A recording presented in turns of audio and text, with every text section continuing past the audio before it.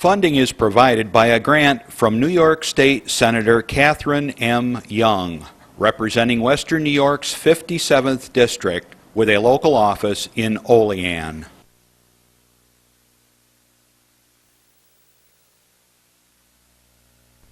Senior Report is made possible by a grant from Fredonia Place, a continuing care retirement community providing dignity in a modern luxury environment. From the Access Channel 5 television studio in Mayville, it's Senior Report with Reed Powers. Senior Report is broadcast live throughout northern Chautauqua County on Saturday morning from 9 to 10 a.m. each week. Call in and share a thought, make a comment, ask a question, or simply wish someone a happy birthday on Chautauqua County's only live call-in senior program. Since 1995, Reed has been bringing viewers hundreds of interesting guests, informing the community on a variety of subjects.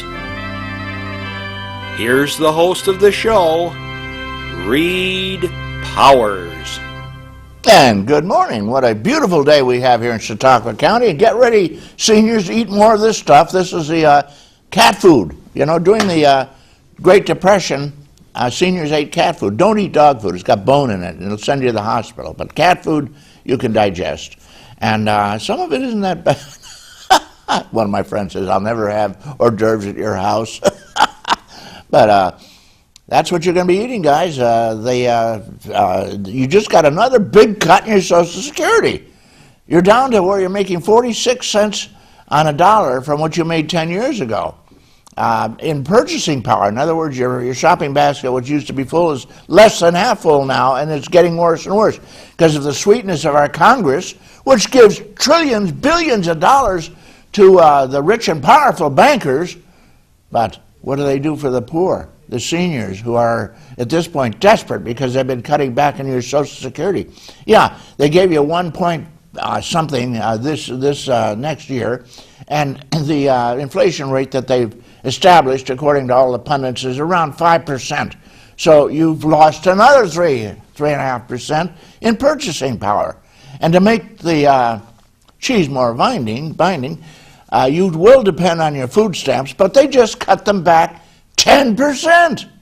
Obama's new bill, new budget, 10% cut. So now you have to eat 10% less food, my senior friends, and anybody who's desperate and poor.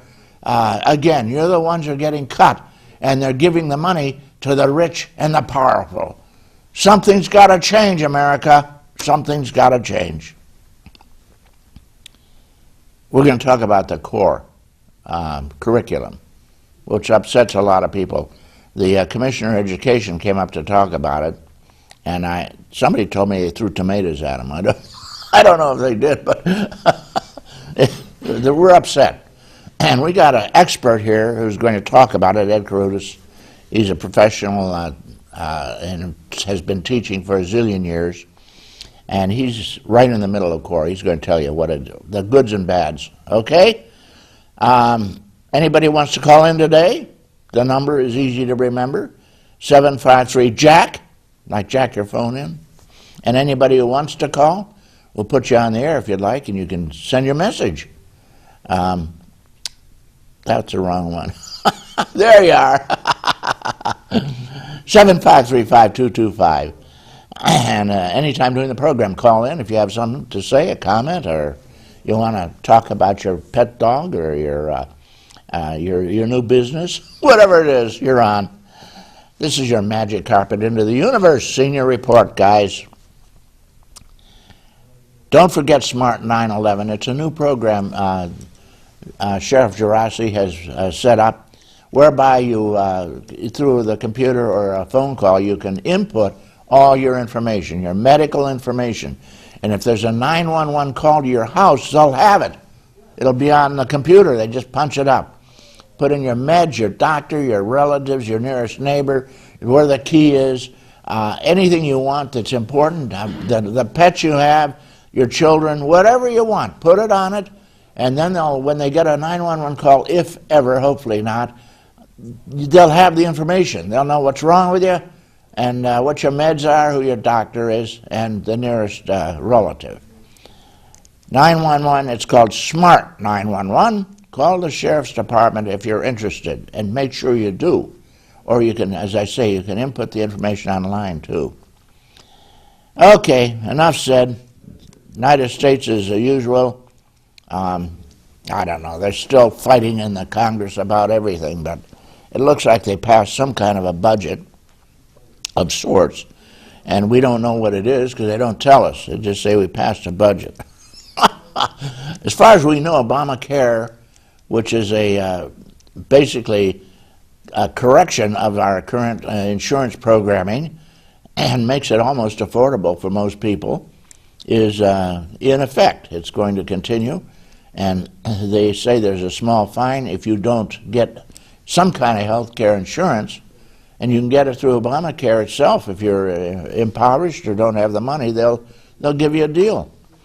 The insurance companies in general, you know, this is the only country in the world where you have to buy your insurance for health care. You pay the insurance companies. They collect on average 30% of all health care money for their profits and their highly paid staff. Yeah, 30%. Poof. You get 70 if you're lucky. And then you got to call somebody and get permission for most things. It's absurd in this country. Most countries, you need health care, you get it immediately. And no nonsense, no big forms to fill. You know, you need a spreadsheet if you get sick these days to keep track of all the payments and the different insurances and the programs and so forth. It's madness, utter madness. Got to stop. Well, Obamacare cuts through that, cuts through the I should say all the red tape is kind of done away with, a lot of it, and you will get health care one way or another. And if you have to pay an insurance, if you have to pay a penalty, that only goes to pay for your health care someday because you don't have insurance. Somebody's got to pay for it. You know, if somebody doesn't have health care insurance, I pay for it and you pay for it. Yeah. There you go. Enough said. More curriculum coming up. I got a guy who's going to give us some good dope on that. In the meantime, don't forget to sign up for Smart 911. A little bit of wonderful stuff. We have the greatest senior communities, clubs, agents. Oh, what a bunch in Chautauqua County. Ed Newman runs the Silver Creek Seniors, and they have a great club over there. And I want to say, happy birthday to Jane Park, Lori Newman, Conrad Pollock. Lori Newman may be involved, may be related. They always have ice cream and sing a happy birthday to the members. Most senior clubs do that. It's a very warm family group. And if you haven't joined one, get out there and join one. Have a second family, a community, a support group. Why not? Sheridan Happy Seniors, they have a big crowd over there, and they always sing the Sheridan Happy Senior song. They've got 20 buses going to Niagara Falls Casino. 20 buses? I can't believe that. They send you down to the casinos, you know. They give you free chips. And my advice is spend them and run. If you win, run. If you lose, run. Otherwise, you're going to get cold on the way home because you won't have your shirt. The next meeting, incidentally, is Sheridan Happy Seniors. They meet in Sheridan at the Fire Hall usually. March, or I think it's the Legion, but whatever. It doesn't tell me here. I should know, but whatever.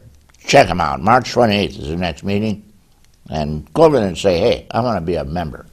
Or your local group, whatever it is.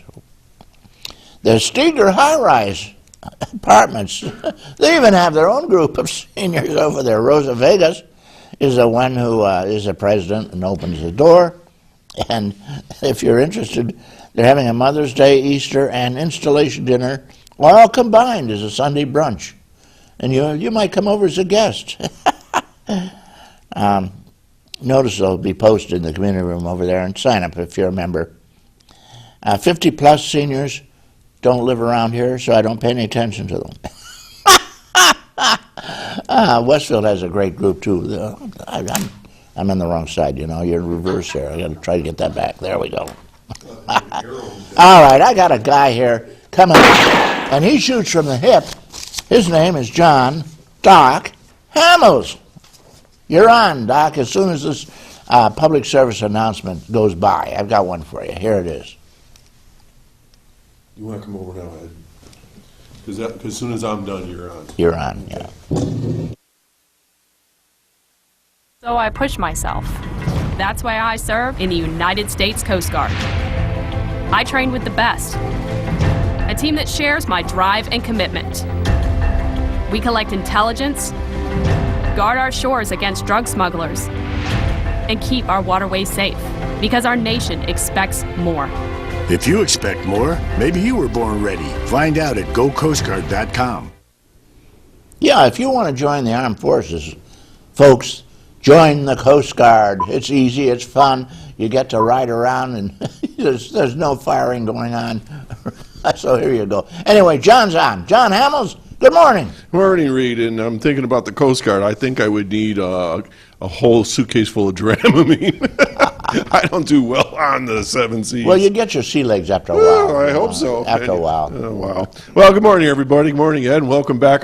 I see you accepted to come back after that grueling interview we did back in, was it November or October? Well, I can't remember. So anyways, good to see you. Thank you. All right. Reed, I got a couple announcements just to make because, you know, there's a couple things I are near and dear to my heart, and that's the Children's Safety Education Village.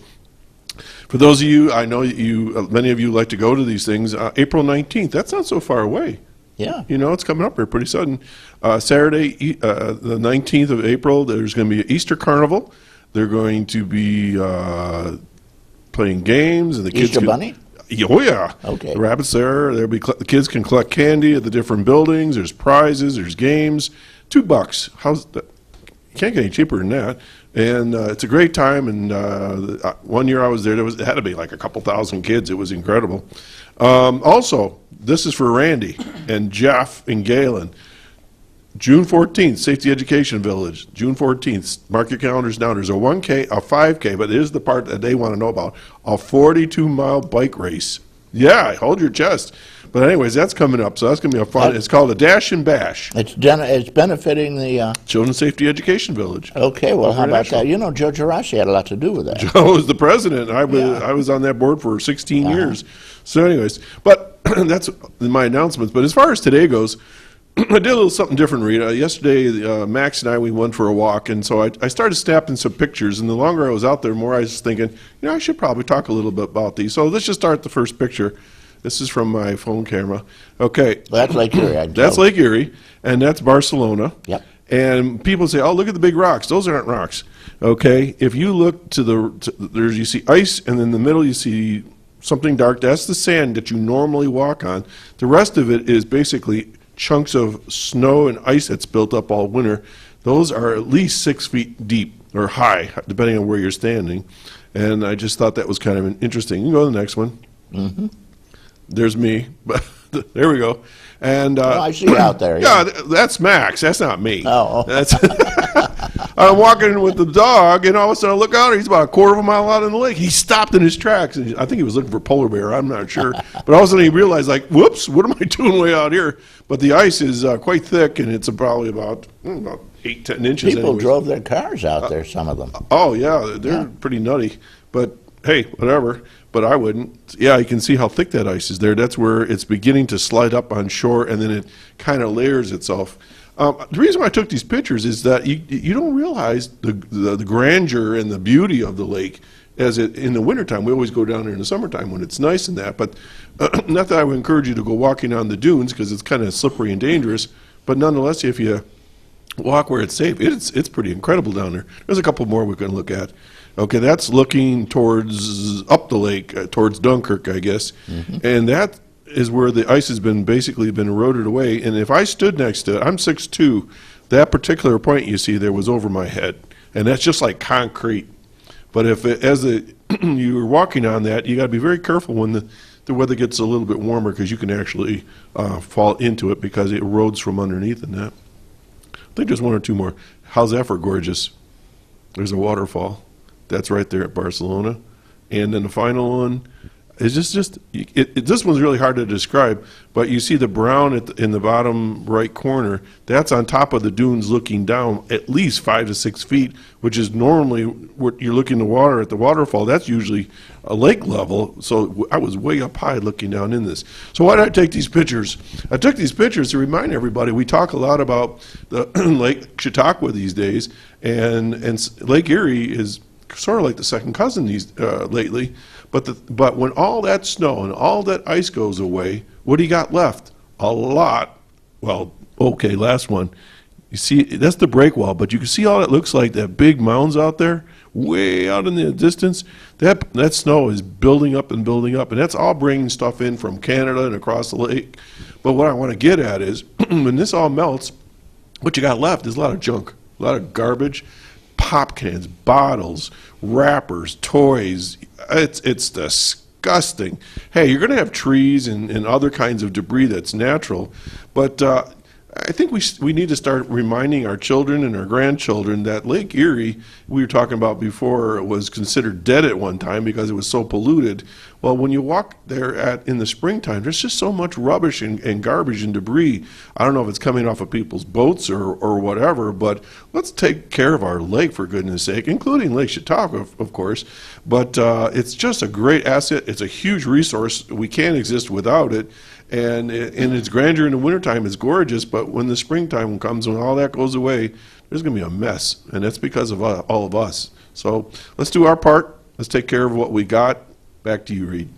Wonderful, because back when, 50 years ago, it was considered dead. As a matter of fact, a lot of the sports fish weren't doing very well. There was a lot of bullheads, a lot of catfish. Oh, sure, just scavenger type fish. And the lake has been cleaned up wonderfully. It's just right. But it's a beautiful resource. It just bothers me when I walk there with the dog and you see all this stuff. Yeah, just stuff that doesn't need to be there. Right, you don't have to throw your pop bottles into the lake. Right. For God's sake, it's litter and papers and plastic. You see a lot of plastic out there. That's the part that bothers me. Yeah, and it's forever, unfortunately. Right. Okay.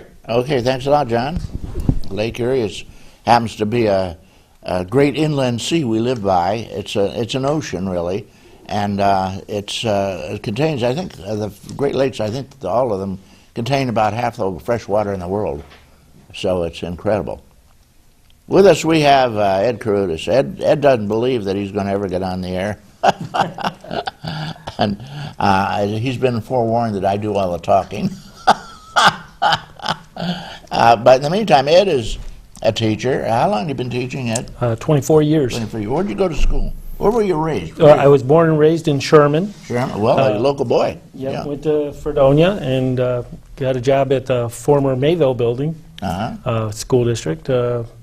1990? I can't remember now. Yeah, it had been 1990 because it's 2014. So yeah, I've been there 24 years, went through the transition of the merging and saw how that went. It went much easier than what a lot of people thought, actually.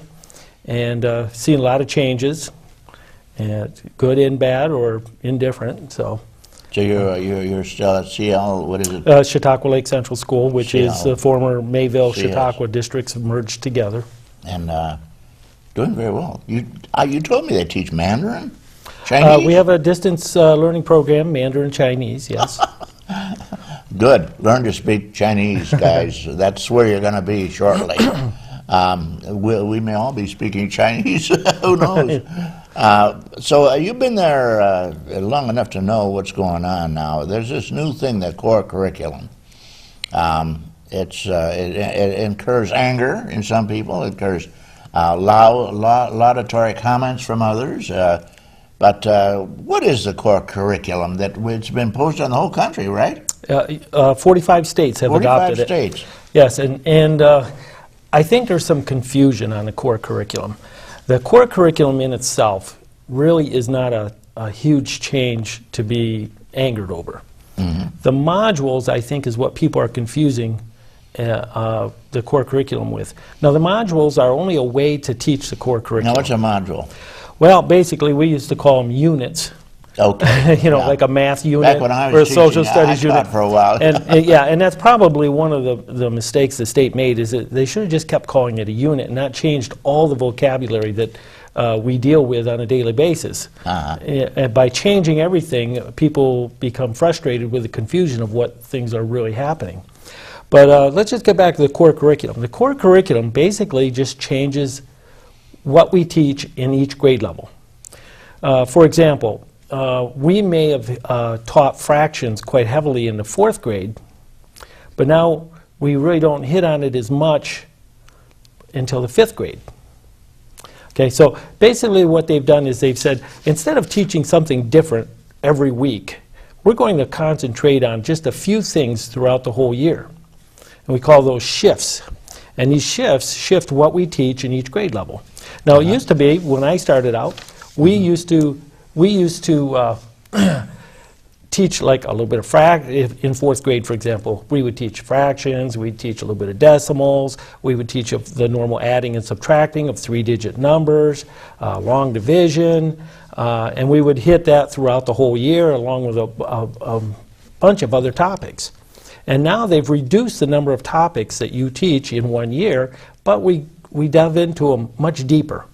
We teach a deeper understanding of what is happening when you multiply and when you divide. We had those things before, but we didn't have time to teach them because we had to teach everything. And so that's the part that is good about it, probably. It divides up into smaller units. Yes, we don't have to teach a whole bunch of things. We teach fewer things longer. And we're trying to get a better understanding into the kids so that they can apply this better and that they have a better understanding of the number system. I have a couple of people that I've talked to are teachers and parents have said, first of all, parents should not be teaching their children because, one, they get frustrated and angry, and they're supposed to be the cherishing, loving, caring element in the child's life, and they wind up being the tiger. So that if you got to teach your kid, get a tutor, get someone else to be the meanie. They tell me that this depends on the parents teaching the kids. It does only, it really, I can't agree with that totally. I think you're right. I think it'd be very difficult for parents to teach the core curriculum. It really would. And it could have a lot of frustration. Matter of fact, I know teachers that teach their own kids at home, and they have to go online to get the stuff because they don't teach that particular grade level. They're just a page ahead of the kid, in other words. Yeah. It's all new to them. Now, when I say core curriculum, what I'm really talking about is the modules. Because the core curriculum really is the same stuff that we've always taught. Addition, subtraction, long division, decimals, ratios, and the whole 9 yards. So the real culprit might be the new math, quote. Parents wind up teaching. Yeah, it's the way we teach it. And these are only suggestions. Teachers can still teach the old way. But these are suggestions so that the kids get that deeper understanding. For example, decomposing numbers. For example, the number 12. Now, we just always look at it as the number 12. But if you decompose it, you have 1 10 and 2 1s. And we're teaching that kind of thing in 3rd grade. Now, when a child comes home and says, Mom, I need to decompose this number so that I can multiply it by 2, and I have to multiply. Now, the idea would be to multiply 2 times 10 and get 20, and then multiply 2 times 1 and get 2, and then add them together to get, 24. And parents look at that, and if they don't see the answer and see how it was all done, they have no clue what the child is talking about. So that's where a lot of the anger and confusion comes from, is these new terminologies, the new way of doing things or teaching things. That's all in the module. But the Common Core itself really is not any mystery. It's the same stuff we've always taught. Yeah, phone call. You want to take it? Sure. Okay, you're on, caller. Good morning. I was wondering if Mr. Carutis would be able to explain flipped learning and how the advantages of that. I'm sorry, would you repeat that? Would you be able to explain flipped learning and the advantages of that? Learning? Yes. No, I actually couldn't. I'm sorry. Could you elucidate a little bit, Paula? Yeah. I think it's where they have the lectures at home and then they do the Oh, homework okay, at okay, school. yeah. Okay, Yeah, well, okay, what do they I'm very familiar with that. Slips weren't learning? Yeah, we call it, let's see, we have another terminology that we use, and I didn't know that Thank you, Paula. Chautauqua Lake was even using too much of it. It was basically would be like a screencast or something to that effect. And what the teacher would do is give a lesson online, and they would put it in an account that the school has, and the student could access it on the internet at home and get the lesson. They could do the homework at home, and then when they come in, or maybe not even do the homework, depending on how the teacher has set it up. So then they would come into class, and they would actually start working on this project or the learning that they learned at home. And what they would do is the teacher would go around and help anyone who didn't understand, rather than the teacher teach in class. Now, it extends the learning day of the student, obviously, because now they're doing more work in school and actually getting lectures at home. I don't know of any of the teachers at Chautauqua Lake that use it on a regular basis, especially in the elementary, simply because there's so many classes to teach. But that's kind of what it is, and I'm sure it has some applications. And I was actually going to do an in-service on it in the computer lab for the teachers, but I haven't found any interest in doing that yet, simply because I think with all the core curriculum stuff and the modules, teachers just don't have time to start another new thing. Sounds kind of overwhelming, but... Well, it'd kind of be like teaching yourself, well, not really teaching yourself, but kind of like online learning. It's you would do that, and you would kids would come in, and the idea is that then the teacher could give more individualized instruction when needed, because obviously we have some students who will watch the screencast and they will be perfectly fine doing the work. Okay. And other kids might need a little help. Caller, you're on. Yes, appreciate your commenting on this. This is a very interesting predicament we're in with Common Core. You also ran for office recently. Thank you so much. You observed the legislature when you did. Can you give us some perspective on what you observed from our county legislators? Boo. Well, it's pretty easy. It's all politics. I mean, I think every word is weighed, and every bit of information is weighed so that you only get information that they want you to hear. The county home was a good example, and whether the county home should have been sold or not is irrelevant, but there was a lot of information that was not disseminated about the county home and the funding for the county home that never came to light. And that's just one example, but in the back doors you hear things too. I guess I was a little dismayed, and I'm not sure I would run for office again, just simply because I don't know if I can deal with that. My idea of a politician really is to, I'll give you a good example. People said, well, what's your platform? I said, well, if I make a platform, then I cannot deal with an issue as it comes. I have to stick to that platform, otherwise somebody will call you a liar that you said you were going to do this and you didn't. Really, you should deal with issues based on all the facts, and then make a decision regardless of political party or any other thing for that matter. And so I guess there's a lot of things that go on in the political world I didn't like when I ran, and I still don't like them, but I'm not sure how you could change it. Well, you're the kind of person, obviously, that we would like to have to represent us, because you're not going to work on the kind of agenda that we see before us when so many businessmen are elected. They just represent themselves. You perhaps could comment on constitutional democracy and representing people and the good of the community rather than just business interests. Do you have a perspective on what the definition of a constitutional democracy is? Well, without having a chance to think about it, but yeah, I agree with you that a constitutional democracy, of course, we have a republic. We're represented, but I think in order for us to get back to those values, we've got to get big money out of and special interest groups which produce big money, which I am part of. Everybody's part of a special interest group, almost everybody. I'm going to say almost because you're probably the one person that is not, but Oh, I'm not either. you're not either. Okay, you're not retirement age.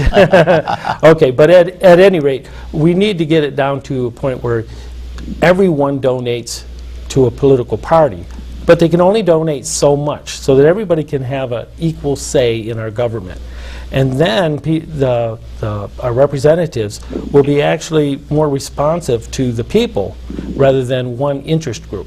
That's why, they just changed the law about that. Corporations are now considered people. They can put in all they want. They can right. knock somebody out they don't like now anytime they want. Right, and but they have billions. Oh, exactly, and that's part of the problem instead of the solution. And I don't agree with that. I'm not sure how the Supreme Court came up with that idea, because I'm sure I have money in my retirement account that goes to a corporation, but they didn't ask me where it was going to be spent when they took their fee from me for having that money there. So, but I really think it has to start with campaign finance reform and probably term limits. I mean, let's face it, there's a reason you can't pry a political well, not a political person, but a legislator or a senator or any representative out of their seat. Have you noticed? They want to stay there forever. Strom Thurmond was there until he was 95. They had to wheel him in with a wheelchair. Why? Well, incumbents almost always win. That's why. Well, incumbents almost always. But why do they want to be there for so long? I have one more question. Public employees, why are they demonized? Why do we have this effort by the media to be so hostile to the public employees? You could correct us on the pensions presently, because Wall Street, of course, is the one that was responsible for making it necessary for us to help pay public employees' pensions. But now Wall Street's back to a more lucrative situation, and that's not a burden on the public anymore. How is it that we still see public employees and the fact that they work hard for a living, do a good job, and expect fair treatment are demonized for doing so? Yeah, that's a good question. And you know, the thing of it is anybody can get it, try to get any job they want. So don't try to tell somebody else their job is better than yours unless you've done it, first off. But public employees are doing a job and they get a wage for it. And I think for the most part it's a fair wage. I don't know any millionaire county workers or millionaire teachers. They didn't get to be millionaires because they were teachers. They may have married a millionaire. I don't know about that. It depends. But you're not seeing that. And I don't think public employees are really that overpaid. They do have some benefits that the private sector doesn't. But you could argue that, because if you would compare a teacher to an engineer, which is the same kind of education, it's probably about the same. And most of our county workers have some kind of education. So you can't compare them to, say, somebody who digs a ditch. And there's nothing wrong with digging a ditch. Believe me, I really value hard work of any sort. But that's the way of our society. You get education to move up a ladder, so to speak. But I don't know why the press demonizes it, and the press does a lot of things. We were talking about that earlier. They seem to have their own agenda quite often. And I guess it's just we're an easy target, any public employee. But I can tell you right now that I work with some very hard-working people up at the school, and they put in a lot of time and a lot of effort. They work after school, work with some really fine teachers. I get to observe, I'm fortunate that I get to actually observe a lot of teachers teaching. Doing what I do is I'm doing a little extra help in math, and I help these kids during their math classes. And you would not believe the work they put in at night to go over these lessons and to be able to present them without a flaw and know their stuff. Because this core curriculum, and I say core curriculum, I'm really talking about the modules, teaches things in such a different way that you could never teach it flawlessly without going over that at night, and along with papers to correct. Let's also not forget that the teachers, Ed, have to have continuing education. Oh, exactly. They have to, by law. Right. And so they have to keep going to school whether they want to or not before they reach the peak. And it is it's a well-known fact that your custodians in many schools make more than the teachers do. Yeah, Talking about the lower class worker, although I'm not saying custodians are necessarily that. Some of them are pretty well educated, and they have to be because they make more than teachers. Yeah, well, there are some that are making more than our younger teachers, yes, Yeah. and there are some teachers coming out of school with $50,000 worth of student loans, and they start out at $37,500, I believe. Well, $37,500, it isn't really that much when you consider you got a $50,000 debt to start with, and you haven't even bought a house yet. And if you have a couple of kids, that's below poverty. Yes, yes. Do you remember what we paid? Well, I'm very old, but I paid $350 a semester to go to school, and that included all my medical care. That was when our government invested in education. And I'm older than you, and I remember when the education was free. Oh, And the SUNY system was in, and it didn't cost you a penny. well, this is a civilization in demise if it's going to just not value its teachers as the most important persons in our lives. We all remember that from our grade school, that they were the ones that really made a difference in our lives, and they should be respected as they are very much valued. Are you a teacher, caller? No, I'm not Okay. a teacher. I'm a former journalist, and I have to say, not proud of that profession and the way it's Yes, not it's getting professional. worse. Well, that's the problem, is that the large corporations have bought up all the journals. You got it. They bought up the media, they own all the TV, they own the radio, and they own the papers. And so now you get a spoon-fed stuff they want to give you, and the media, the journalists, if they go against the common line, whatever it is, they get fired. Right. Well, there's always read powers out there. Become the media to some degree and help correct that. Thank you very much, Reed. Thank you for the call. Yeah, thank you. bye. That opens up a Pandora's box, of course. Yes, it does. We could talk about that for forever and ever and ever. Yeah. Education. Cuomo, I noticed, is cutting the funding for education again. And they say they've been cut so badly at this point, there's just no fat. Yeah. And so it's just going to cut back on the education of the kids in the poorer communities. Since it's locally, a lot of the education money is locally raised, the rich communities have a lot of dough to give the kids a good education. The poorer communities don't get that luxury. Absolutely, and the cuts hurt the poorer districts Yeah. far more than the richer districts. If anyone had gone to the rally in Ellicottville, which I did, Dr. Timms made a excellent presentation up there on how all this works. And when you saw the figures, you were just appalled at how much the poor districts suffered from these cuts. And they did give $500 million back statewide. Well, they haven't given it back yet. The legislature has voted on it.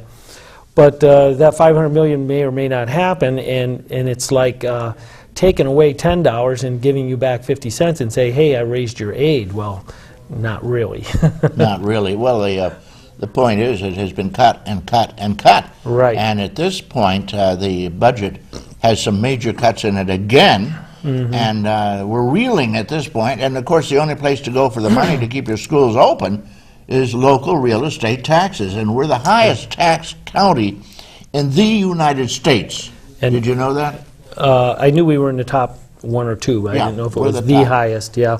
And the problem there now is, for the schools, is the tax cap has kept them from raising it more than 2%. It's a little more than 2% because they have some leeway there, but it doesn't really make up for the additional costs of implementing the Common Core and new programs and such like that. Now, the state is demanding that we have a certain number of AP classes and a lot of other, this Common Core, this adoption of the Common Core, we have to have a data system in place. We have to have a system for recruiting effective teachers. We have to turn around low-achieving schools, or statewide. These I'm talking. are all the Attached. mandates that are being passed down. Sure, and sure. do they fund them? No, these are they're unfunded saying mandates. You got to Well, spend all this money. Unfortunately, we're not going to give you any, and you got to figure out where to get it. Well, see, the federal government, when they gave the raise to the top money, it was a very little bit of money for each school district. But they said, adopt all these things. If you do these things, we'll give you this money. But the money was so small that it doesn't even touch the cost of doing all these things. And these are ongoing costs. They go on forever. I mean, it's not a one-time deal because the teacher training is ongoing, and that's a good thing. You need it, but there was a ton more training that had to be done for this Common Core, and you really, it probably should have been like a whole course to teach this Common Core but the teachers are doing it. They are doing it at night. They did it in the summer. They came in and used the copier machine in the summertime because they had to. One teacher told me that she copied off one module, 4,500 pages. Now, How many? 4,500 pages. And she had to copy those. She had to copy those herself. Now, how long does it take a copy machine to spit out 4,500 pages? And that's if you can get to it, because we have one copy machine in the elementary, and guess what? We have 40 teachers. There you go. Caller, you're on. Good morning, Reed. This is Doc. Oh, Doc, hi. Yes, I decided to call in because I have a very important announcement. Well, you forgot the announcement. You had your chance. No, this came to me afterwards. Oh, okay, let's hear it. Do you know what day it is? Today is Saturday. Well, you're close to what my announcement is. But on March 27th, our little buddy Chris Burt is going to turn 23 years old. You're kidding me. All the guys here want to wish him happy birthday. Okay. He's the guy that keeps everything running during the show here. Well, Chris Burt, Burt has probably been one of our most giving people in running Channel 5 here in Mayville. And I don't want to forget his father, I might add. Mm-hmm. His father, Randy Burt, the two of them come in here and they're the core and the bedrock of the Channel 5 production in Mayville. I'm told that Chris was born here and that he's been helping run the show for since he was 14 anyways. Well, they've been here with us almost as long as we've been around. And right. So all the guys here just want to wish Chris happy birthday. Well, happy birthday, Chris Burt. And anybody else can do the same thing as I just did, right? They can call in, wish somebody happy birthday, happy anniversary, or whatever. So I'm out of here. I'm going back to my job. Bye. Okay, well, anybody who calls in today, if you'll send a self-addressed box, we'll send you a box of Cheerios, okay?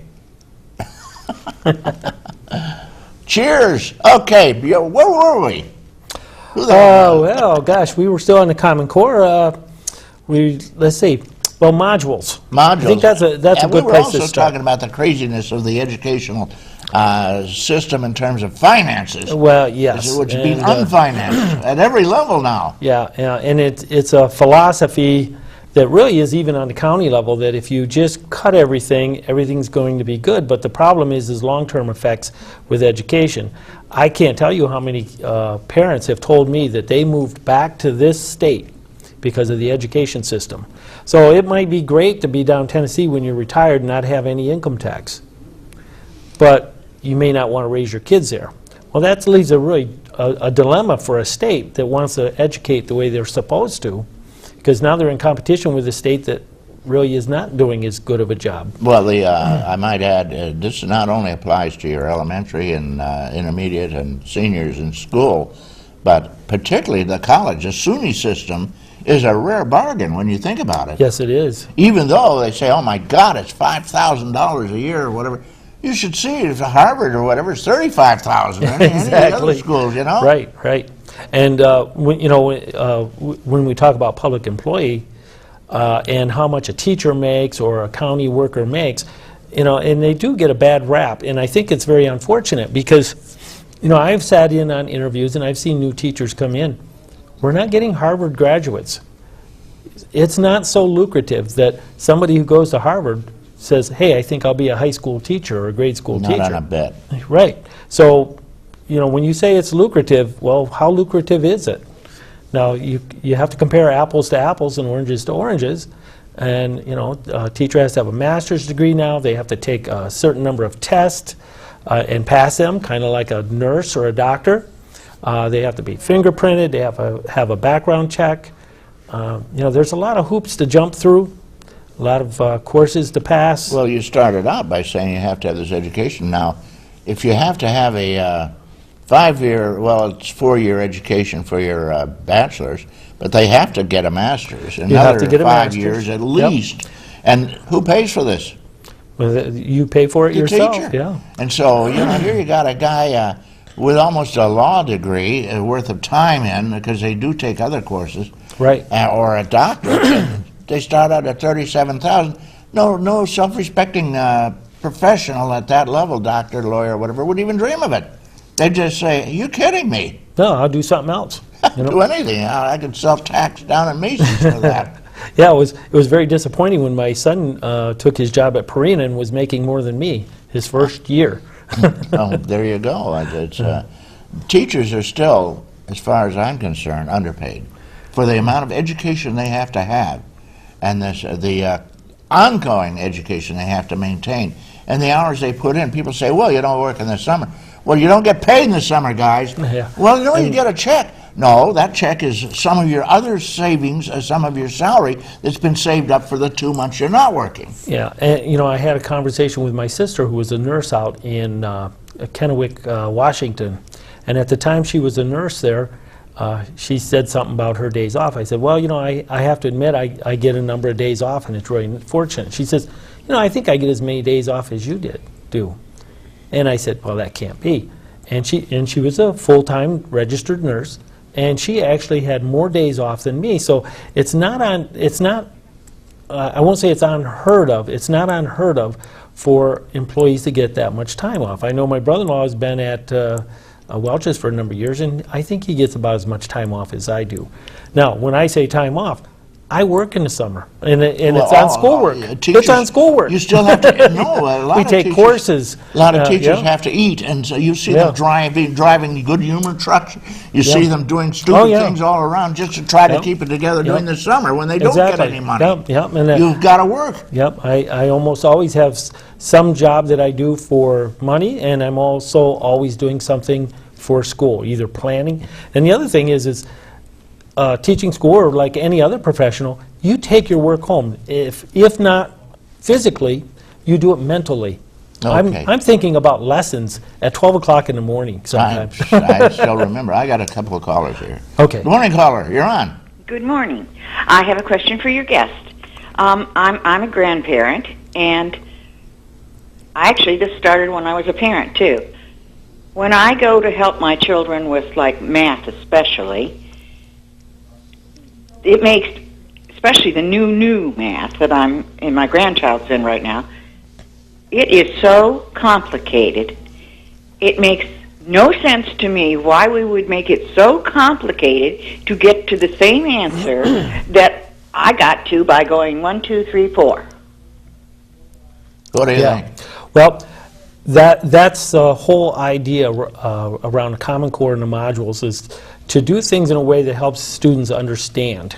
And my suggestion to you would be first to talk with your classroom teacher of your grandchild and see if maybe there's another way to help your grandchild rather than try to teach the module way of doing it. For example, if it is two-digit multiplication, 2-digit times 2-digit, they're still going to do it the other way. They're still going to multiply the way that you and I were taught. And that may be, your teacher, your classroom teacher may be very okay with you teaching it the way you did it when you were in school, provided they have taught it in school already and it's not going to confuse them.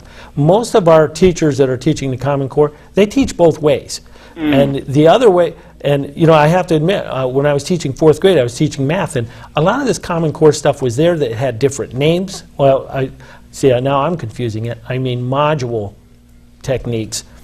A lot of this stuff was there, and it was listed under teach it again, or reteach, or another way. And they would teach the stuff that we're doing in the modules now, and it was just to show understanding. But the problem was we didn't have enough time to really let them understand. And so we would teach them this other way, and they would be confused. Now, okay, you taught me this way, now you taught me that way, and we move on. That might be my problem, because, of course, I'm not being taught it. She's bringing it home and saying, Graham, that's not how we do it, and then she tries to show me how they do it, and I'm thinking, this is like going around Robin Hood's barn to get to the barn door when you're standing right in front of it. This is the old game in education. As soon as the public catches on, You switch. Yeah, there you go, yeah. It seems that way, doesn't it? Even some of the terminology that they're using is stuff we've done before. For example, we used to make it used to be called make a table to solve a problem. Now they call it a tape diagram. And although they've expanded the use of it, it's still a table. But I would firmly suggest that you contact the teacher and see if it's okay. Hey, can I just teach it the traditional way, and I'll leave it to you to do this other way, because that's other stuff should not be on the test, and that's a whole nother can of worms that we could open up about Common Core. About how you get to the answer? How you get to the answer. You can still get to it the other way, because the test should not ask you to do it one specific way, only for the answer. Well, they do. Your local test, they often do. The module test, yes, but the state test at the end of the year should not, from everything I've read. It should really say, hey, solve this problem and show your work. I don't want to, even though I find it much simpler to do it the old-fashioned way, I don't want to confuse her with what she's being taught at school, because that's why I suggest you talk to the teacher to see, hey, is it okay to teach it this way? And to tell your granddaughter, hey, this is another way. I've talked to your teacher, and you need to know this. And if you know that other, it's okay and good that you do know the other way. But this is a simple way for you to learn. And you know, some kids will learn it differently. When I was teaching writing, we always had Venn diagrams and things like that. And I always taught it a couple different ways. And I'd say, well, how many of you like it this way? How many of you like it that way? And, you know, it would kind of be split up, even though I liked it the way, you know, one way or the other. And some would like it the way that I had come up with, a different way, you know. And so some kids do like it a different way. You know what I found? My mother was she taught us how to speak correctly. She corrected us. She made us go look things up and da-da-da-da-da-da-da. But I found that, for me, diagram sentences was just about useless, because I already knew how to speak correctly, and it just didn't make any sense to me to do that. But, again, for children that perhaps their mothers weren't as anal about things as my mother was, maybe it was helpful, I don't know, but I just find that, you know, some things are just redundant. Why am I doing this? Exactly. But the idea, and diagramming sentences, that's a little like some of the techniques they're using in the modules. It's to help understanding how to write and how to speak, and to get that deeper understanding. Now, is it necessary to know those techniques? No. It's good because it helps learn the number system better. Well, thank God for computers, because if I don't know anything, me and Google get to it. Right. And you can go on Engage New York and get all the modules and all the lessons and everything. And another thing about the computer, I taught elementary for a while, and in a distant life, another life. And one of the things that I dropped immediately was spelling. And the parents would come in and say, why do you drop it? Why don't you teach spelling? I said, putting up spelling lists and having kids write spelling words is a total waste of everybody's time. You either have it or you don't. The dumbest people on earth can spell perfectly, and Hemingway couldn't spell his own name properly, and a lot of other major authors of great note. So it's a trick. And vice presidents. And vice presidents, right. It's just basically a trick. And I said I would tell them furthermore, that eventually the computers will come up with a way of giving you the correct spelling. How's that for being a great prophet 50 years ago? That's right, yeah. And you tell that to the people who predicted we'd be having flying cars right now. Thank you for the call, caller. We got 2 more calls. Okay. Have a good day out there, and send in a box. We'll send you some Cheerios today. Good morning, caller. Thank you for waiting. Well, good morning. This is Linda Spalding. I'm so sorry to be calling so late, but it's a beautiful day out there. It is beautiful. Are you fishing on the lake yet? No. I don't see many huts out there either, do you? No, they sank. So what's new over there? Oh, well, I just am enjoying the beautiful weather before the next cold front comes zipping through. Okay, what do you think of Ed Carutis? Carutis' comments on education. You want to hurt me that way? You want to? You know, I have to confess, I was out with my dogs and I just got in. What were his comments on education? He says it's pretty expensive. Education? And they kick the teachers from pillar to post, and they're basically hard-working people who aren't making enough money, and I agree with that. Oh, that's true. That's very true. And in Europe, teachers are treated in a much different manner than they are in this country, and their salary is much higher. Yeah, well, of course, relatively speaking, it's a big difference. But everybody criticizes teachers because they're overpaid. I hear a dog. Yeah, those little boys, they're a little competitive. They wanted to talk to you, but I told them they had to wait. No, I think teachers do it. It's a wonderful profession. Of course, you know, Doug was a high school English teacher, and I was a Doug junior Spalding high. was. I remember Doug. You remember Doug? Yeah. I'm sure, Linda, you knew my mother, Millie and Ed Carutis from the Portage Inn. Oh yes. They were true. Oh, I loved it. Millie was an angel, an archangel. And what a wonderful meal we got there. Oh, my goodness. It was just a delight to go there. Doug and I loved it. Do you remember the ribs of beef? They were so big. Oh, yeah. They were so big, you had to take some home. You couldn't eat it all. And the steaks. The steaks were terrific. Yeah. So, especially the strip steaks. No, I miss that. And the homemade bread, if you got an open steak sandwich, it would be on homemade bread. Yeah, those were the days. Yeah. So tell me, Linda, you're working for the county, right? Yes, I work for the Chautauqua County Office for the Aging. What do you do? I have the senior employment program where we have the senior aides who come in. They work 20 hours a week, and it's not-for-profit places so that they can get into the workforce and hopefully get a better job. And also we have computer training, which is free to all seniors. We have them at the library in Westfield, the Patterson, and also Dunkirk Free Library and the Jamestown County Office for the Aging. The seniors use the computers more than anybody else in the whole wide world. Well, that's right. Well, have a great weekend. We're out of here, Ed. Okay. That was it, huh? Okay. I want to give you about half a minute just to wind up. Okay, go ahead. Oh, okay. First, what I'd like to say is don't confuse Common Core with the modules. Or with common sense. Or common sense. The Common Core has a lot of good aspects to it, and one of them being is that we've limited the number of things that we teach in each grade level. Now, the modules, which is a way to teach a Common Core, also have a lot of good things in there. It'll take a little time getting used to it, and we can only hope that the government doesn't change it before we all start learning it. Or as soon as we've learned it. Yeah, as soon as we've learned it, yeah. It may seem difficult for a moment, but you have to remember that these are only suggestions on how to solve problems right now. Okay. And I don't think teachers should be marking students' work wrong because they didn't do it the way they thought they should do it. More one way to skin a cat. Huh? Exactly. Okay, Ed Carutis, giving us insight. Okay, thank you very much. Well, thank you for joining us. Yeah. I appreciate it very much. And we're going to say goodbye to some good friends here. I want to especially thank the people that started this all up. Chuck Kelsey, Devin Taylor, Chris Burt, and happy birthday, Chris Burt. It's good to see you're finally 30. Randy Burt, Chris Remaker, Jeff Zook, Don Zenz, John Hamels, and all those lovely people that called in and are watching the show. And I'm sorry we didn't get the last caller. You'll come back sometime, huh? Oh, sure, if you do it ask again. me. All right. May all that is proud and true and noble abide with you. I'm Reed Powers.